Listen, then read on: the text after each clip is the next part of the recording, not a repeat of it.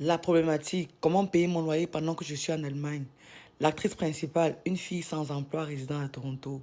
Le plan mis sur pied, sous-louer ma chambre pendant mon séjour en Allemagne. Comment ça s'est terminé?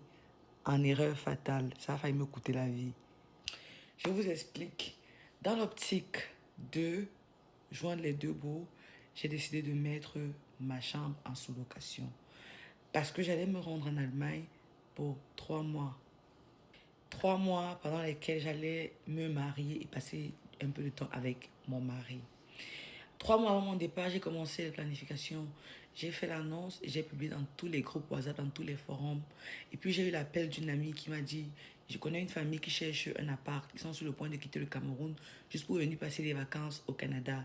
Je me suis dit, ça tombe bien, je suis chanceuse. Ça pourrait être la solution à mon problème. Erreur fatale, c'était le début de mon calvaire. L'ami en question m'a mis en contact avec la famille qui cherchait un appart. Quand j'ai causé avec la maman de la famille, elle m'a dit qu'elle se rendait au Canada avec sa mère. Je lui ai dit que je n'ai pas d'appart à louer, j'ai juste une chambre et c'est une sous-location. Et en plus, ce sera une colocation, vu qu'il y a une deuxième personne dans la maison. Elle a été prenante. Déjà, son budget était serré. Quand je lui ai dit le prix, elle m'a proposé un prix encore plus inférieur à ce que je mettais sur le marché. Nous sommes tombés dans les négociations. Dans le processus de négociation, elle m'a fait comprendre qu'elle ne passera pas beaucoup de temps à Toronto, qu'elle allait beaucoup se déplacer pour aller à Montréal. J'ai accepté donc de réceptionner ses valises et elle et sa famille également. C'est comme ça qu'on s'est entendu. Et puis, il n'était plus question que j'aille quelque part parce qu'elle ne me payait pas assez pour que je me permette de partir. Donc, j'allais rester à la maison. Le temps qu'elle est là, j'allais dormir au salon. Elle allait prendre ma chambre avec sa mère. Osé d'aller même la récupérer à l'aéroport quand on a conclu tout. Elle a fait une avance et il était question quand elle arrive, elle termine. À la veille, quand elle et moi on se parle, elle me fait comprendre qu'elle vient avec sa fille et sa mère. Sa fille. Ce n'était pas l'accord du départ. Donc, dites-vous que j'étais comme quoi?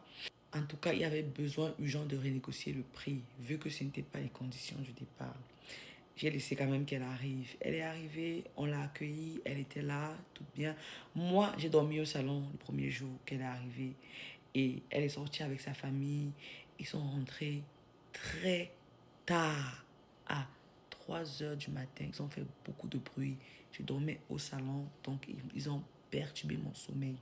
Je suis sortie le lendemain pour aller me chercher dans mes livraisons Instagram comme d'habitude. Et elle est restée à la maison. Et je voulais laisser un peu de temps avant de revenir parler avec elle. Mais qu'est-ce qu'elle faisait pas derrière? Elle se renseignait auprès de mon colocataire par rapport au prix de l'appart. Déjà, tu n'as même pas encore fini de payer la chambre que tu sous-loues. Tu es déjà en train de te renseigner chez le colocataire comment ça se passe. Toi qui es juste de passage, tu demandes le prix de l'appart. Tu demandes combien on paye pour l'électricité. Tu demandes combien on paye pour l'eau. Combien on paye pour l'Internet. Hey, j'aurais même pas su ça. Comment j'ai su ça? Quand je l'ai appelé pour qu'on puisse parler par rapport à la renégociation du prix, vu que 2 personnes sont devenues 3 personnes, elle n'était pas réceptive. J'ai dû appeler celle qui nous a mis en contact. J'ai expliqué les choses de mon point de vue. Celle qui nous a mis en contact a dit, ok, je vais l'appeler, on va essayer de caler un rendez-vous. Elle a calé un rendez-vous pour un dimanche. Celle-là est venue à la maison avec sa famille aussi. Donc, même le mari de celle-là est venu parce qu'il trouvait que c'était injuste et que cette famille voulait abuser de moi. Ils sont venus à la maison le dimanche, on a essayé de parler.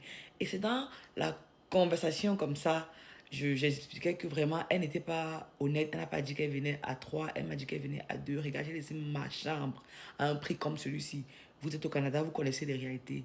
J'ai fait vraiment une bonne remise. J'ai les considéré comme une famille. Et j'étais en train de lui expliquer que le fait qu'elle soit venue à 3, ça ajoute beaucoup de choses. Parce que ce n'est pas la même eau qu'on va utiliser. Ce n'est pas le même Internet. Donc, les factures vont forcément être plus exorbitantes. Donc, il fallait qu'on revoie les prix.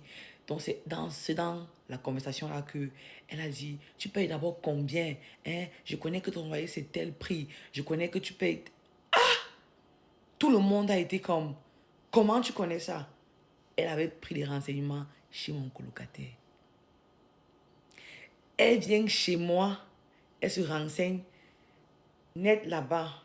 Je lui ai dit, je pense même pas que c'est une bonne idée qu'on continue à cohabiter.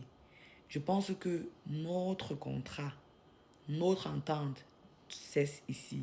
Et c'est le premier jour de ma vie où j'ai vraiment serré mon cœur.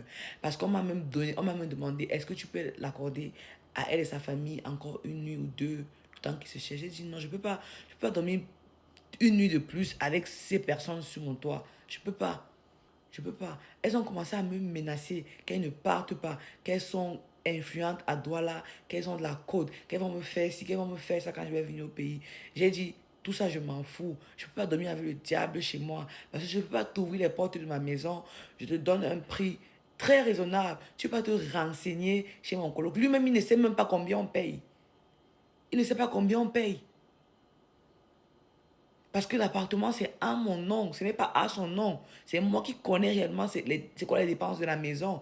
Mais c'est le fait d'être allé te renseigner là, tu prenais les informations. Donc si je t'avais laissé plus de temps, tu allais même te renseigner sur comment me tuer dans la maison là. Non, bye bye. C'est à ce niveau-là que j'ai dit next. Je ne peux pas continuer. Et net ce jour-là, il a fallu qu'elle aille. Donc elle est partie. Je ne voulais plus d'elle dans ma maison. La leçon que j'ai tirée de cette histoire, c'est que vivre à ses fins de mois ne doit jamais signifier risquer sa vie tout court.